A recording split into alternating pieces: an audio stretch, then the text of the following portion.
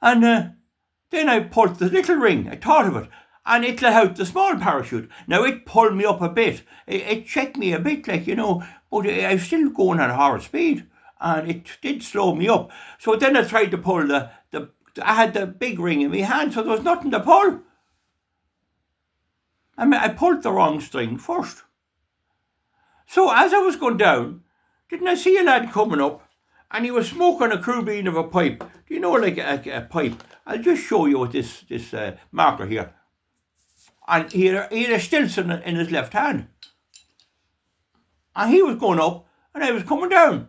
And I shout to him, "Do you know anything about parachutes?" And he looks over and he shouts back, "I'm holding a Stilson and a pipe in his hand. Took out the pipe." "No," he says, "do you know anything about gas cookers?" But that wasn't much good. So anyway, I slowed up a bit with the parachute, and you could steer it a bit by wobbling. Now, I'm not a very big woman, like, but you could steer it a bit. And because I seen a lad below making a pike of hay. Now, a pike of hay is a big cock of hay. It's about the height of 4 small men. And it's like this. You often see a cock of hay, but it's about the height of 4 small men. And it's big wide. It's as wide as a big room at the bottom. And you have to pull it out and make it into a point. Now, he only had it halfway up. He hadn't the point on it. He had it nice and flat. And God says I to myself, if I could land on that big pike of hay at the middle of it, there'd be a bit of a give in it. There'd be a bit of a give. So, and he started shouting up, just the man, there was a farmer there with a pitchfork. And he said, he says, try and make it to the pike of hay. See, he was very compassionate. And I didn't know him from Adam because we were miles away. Like, I'm over a rail of more. He was even miles away. So sorry about me hair there now, Val. But the thing is, anyway, because I got her steered a bit, and surely I landed flat on my back on the half-built pike of hay. And it absorbed the pressure. Now, I did get a wee bit of a soreness in the back and all that, but I kind of thought I was dead. And I could see all kinds of things, but when I opened my eyes, here I seen this man. He had climbed up on the ladder, and he was helping me up. And that was John Joe. And sure, I seen through the first fella. I could see he was prepared to let me jump, but he wouldn't jump. And only for the grace of God I was gone. And so Bigara, he brought me down and got me tea, and he had stuff for rubbing on horses, and he had stuff on. And now I didn't let him see anything. He just pulled up me jumper, like, and pushed down me skirt a bit, but I didn't let him down too far, And he got the stuff and he rubbed it on. God, it was great. It was like winter green, that TP's, only it was for horses, it felt great. Anyway, so I got to know him, and he invited me out. There was a field day in Ballyho over at Mead Hill, and he brought me over and bought me fish and chips now and all that, and we got to know other, and ice cream and things like that. And so sure, I have a wee bit of land on my own, and he was asking me about the wee bit of land. He's a farmer, like he was a great farmer, and I told him where it was, and I gave him the number of the folio, and he went and got a check with his solicitor, and the solicitor says she has 13 acres there, and gone a wee bit, and he says she has a freehold.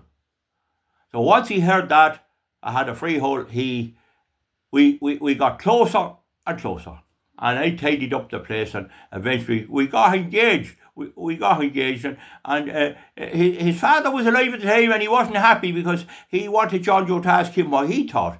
But John Joe told me he wouldn't trust him with the father.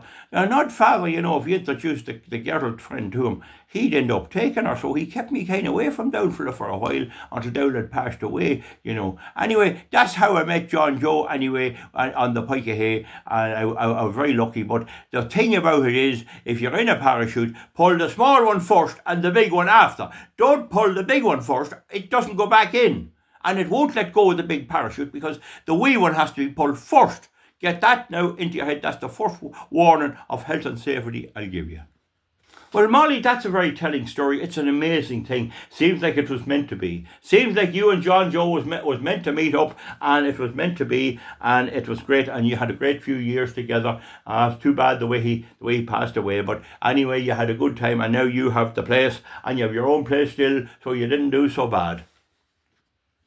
Now, I noticed, Molly, that you don't drive, and you told us that you don't drive, but can you tell us if you ever drove and why you never actually got round to learning to drive? A woman like you living out in the country. And I know you get people to bring in your cattle to the mart and all of that. But I'd like to know how this happened that you don't drive. Just beware there, folks. The camera is a bit buckety, but we're doing all right.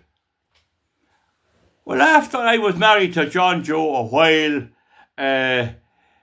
just only a couple of weeks, he was trying to teach me how to drive in the Jeep, and we had a mare. I had the mare down on my wee bit, a great mare. Vanity Fair was her name, and she was a good mare, and we brought her to the equestrian centre to a horse sale, and she made 3,500. It was a hell of a price. I was very proud. We were very proud of the mare. And so we had the fish and chips there and burgers and sauce on the burger because there was a restaurant in the centre. And so I turned around anyway, and somebody were talking about John Joe a half on a whiskey, and one thing borrowed another, and John Joe got a bit tipsy. But I had a provisional licence. I could drive if I was with a qualified driver, and John Joe was qualified. But he was a bit drunk, so anyway, we had to go home. We came out on the Jeep and trailer and the horse box. Now, it wasn't a trailer, it was a proper horse box. And it was one of them Williams ones. And we came out anyway, and there were heavy cars parked. And so I did the best I could, but didn't I catch the end of the horse box on an Audi car, a fancy Audi car, 2-year-old, and I never seen it. It put a scratch on the front bumper and pulled the bumper forward, and I didn't know a thing. I never noticed anything, and John Joe was well steamed. Now, it's very important to understand, just because John Joe was well steamed didn't mean he couldn't accompany me as a learner driver. He was entitled to do that, and the guards looked into that. They couldn't do anything about it, and they can't put the bag on him either.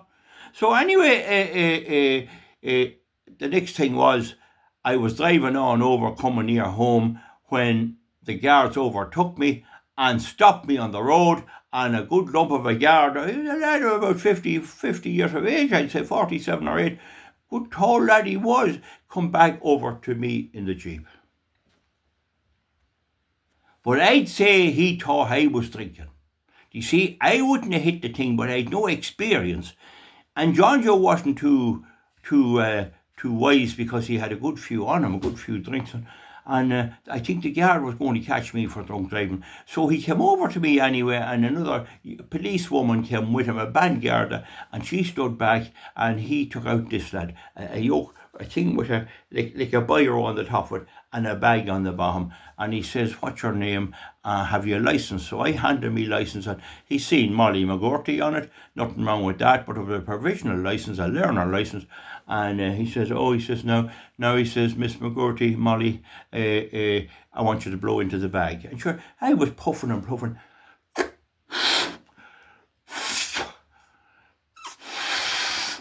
I had to make several puffs.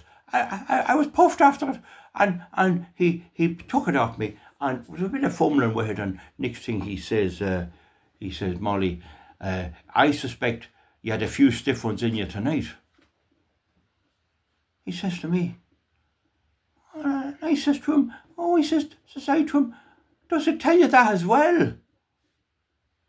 The breathalyzer thing, Does it tell you that? A few stiff ones in you tonight. I tell you that as well. I had no drink. I'm not big into drinking. It was John Joe had to drink, but they couldn't bag him because he wasn't driving.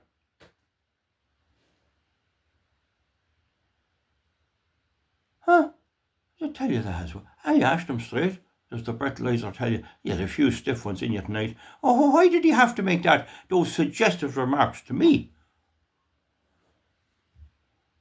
So anyway, that was that. I come clear, But it was put on the insurance. They said it was an accident that with the big trailer and the excitement of the mart and all. And so we had insurance and all, and it was fixed up because the lad we scratched, he was an auctioneer selling the things, and he made a lot of money that day, and we fixed it up. We got it done with a lad that lives over in Railabeg, and he done a bit of a polish up on it, and it was fixed up. So that the thing about it is, about the accidents and all that, if you had to be in a serious accident and you had dirty underwear or anything like that, and you had to go to hospital, you'd be scandalised forever. But it's my experience that health and safety should always be a matter on your mind. It's like going to confession. At least when your soul is clean, you know you can meet the man above without any compunction, if you understand what I'm saying.